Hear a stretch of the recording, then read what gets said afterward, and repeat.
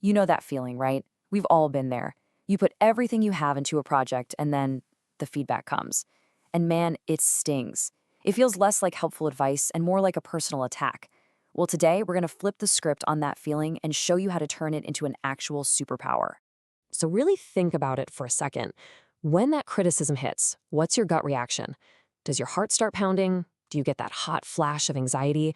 Or do you immediately go on the defensive? For a lot of us, our confidence just plummets. Let's dig into why that happens.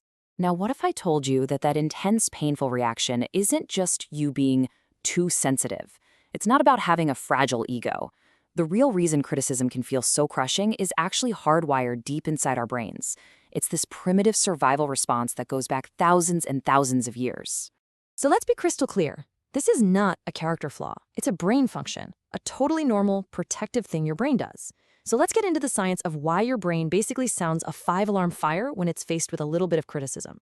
It all comes down to something called the social threat response. See, for our ancient ancestors, being part of the tribe was everything. It was literally a matter of life and death. If you got kicked out, you lost your protection, your food, everything. Your brain is still running that ancient software. So it sees criticism, a threat to their social standing, as a genuine danger to your survival. This breakdown really makes it obvious, doesn't it? Whether you're facing a hungry lion or a harsh comment from your boss, your brain kind of lumps them together. The fight or flight that kicks in for a real physical threat is a very close cousin to that defensive, anxious feeling you get from criticism. It's all coming from that same ancient instinctual part of your brain. Okay, so our brains are basically hardwired to freak out. That sounds like a bad thing, right? A bug in the system? Nope. This is where we make the pivot.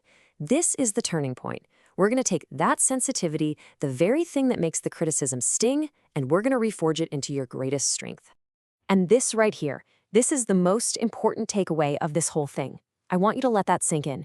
This sensitivity is not something you need to get rid of or feel ashamed of. When you learn how to handle it, it's like a finely tuned instrument for growth. It is absolutely a superpower in disguise. Just think about it for a second. The person who doesn't care about feedback, who just shrugs everything off, they might never get any better. But you're highly attuned. Your sensitivity means you pick up on the nuances, you feel the impact, and that gives you a massive advantage. It's the raw data you need to improve, and to do it fast. So how do we actually do this? Understanding the why is cool, but the how is where the real magic happens. Let's break down the practical steps for taking that jolt of negative energy from criticism and actually converting it into positive fuel for your engine. It's a pretty simple 4-step process. First, just let yourself feel it. Don't fight it. Just say, okay, yep, that stung. No judgment. Step 2, and this one is huge, you have to separate the feedback from who you are as a person. It's about a thing you did, not a thing you are. Third, you go on a treasure hunt. Hunt for one tiny nugget of truth. Even if 90% of it is garbage, find that 10% you can use. And finally, turn that little nugget into one small, doable action. Don't try to change your whole life, just one small thing.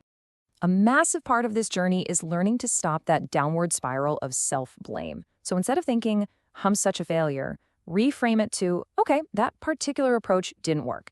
And hey, remind yourself of all the things you're great at. Remember your past wins. And maybe most important of all, talk to yourself the way you'd talk to a friend. You wouldn't tear them down, right? And you got to learn to spot the difference between someone genuinely trying to help you improve and someone just trying to take you down.